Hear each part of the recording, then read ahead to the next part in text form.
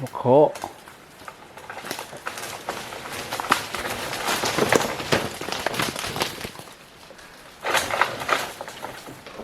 เห็นเลยเห็นเลยอู้พี่ก็งานพี่น้องงานเนื้อพี่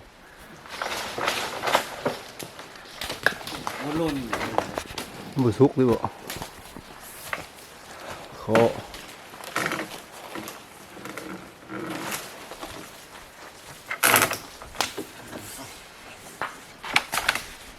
งานเนื้อพี่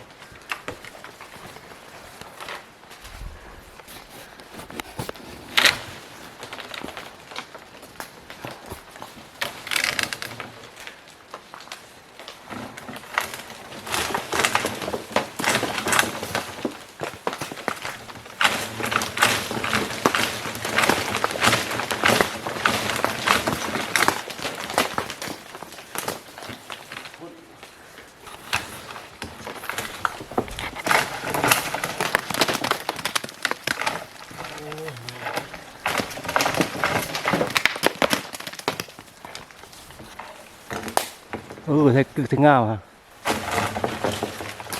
นั่นน่ะล่ะล่ะ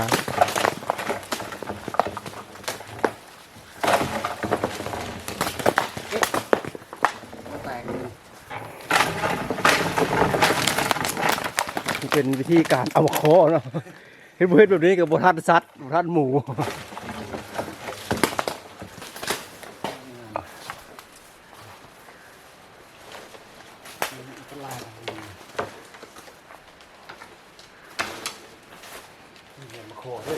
งานอะไร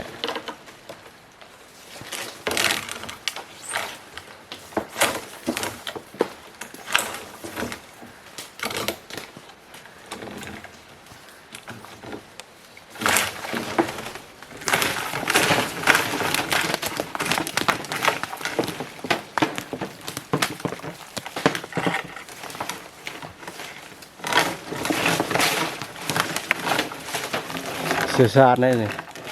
เสียชาติมะโคเสียชาติมะโค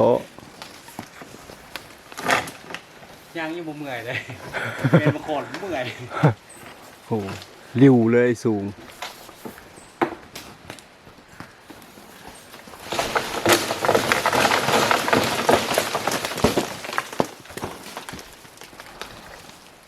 นั่นแหละต้นบกเก็บ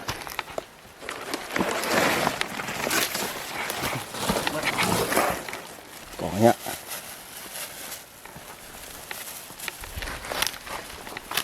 ไหวมือกินเนี่ย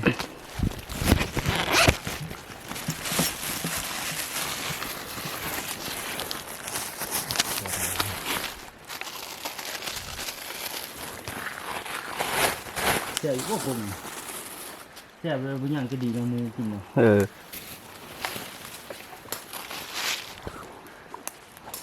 กุ๊กเริ่มเซฟซัดกินหลายนะ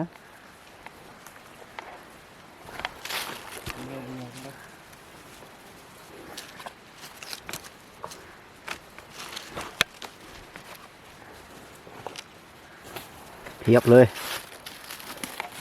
โอ้ยอดเทียบเลย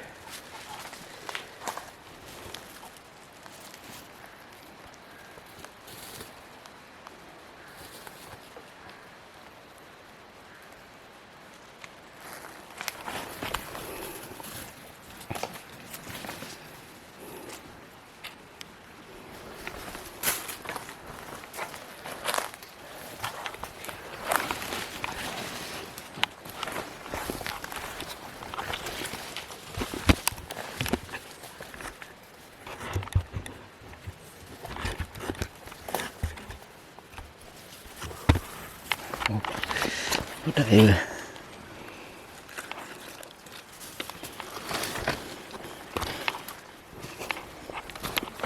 เอาจับของแล้วก็บ้านหนึ่ง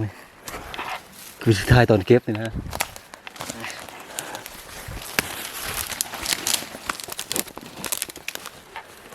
มือจะตัดเนาะ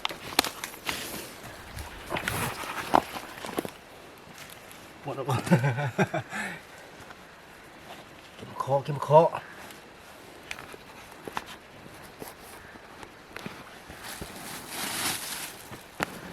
หลีขอ จำสิกินสัตว์กินบ่ทัน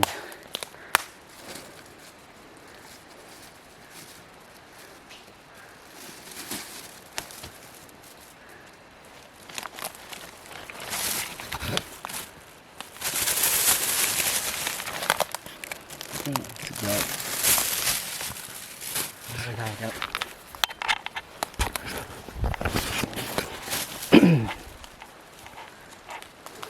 คือได้เพิ่นว่าเด้อออกกระเป๋าอีก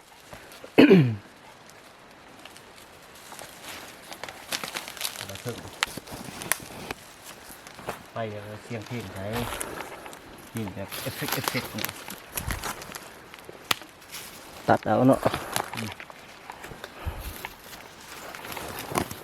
โอ้โหเหี่ยวกันเลย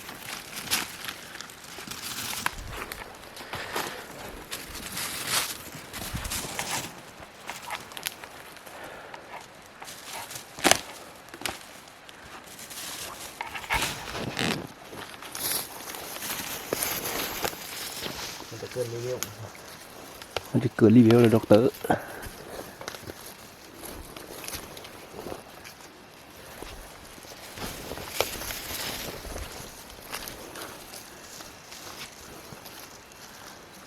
มันจะเกิดอะไรด็อกเตอร์เอ้ย ๆ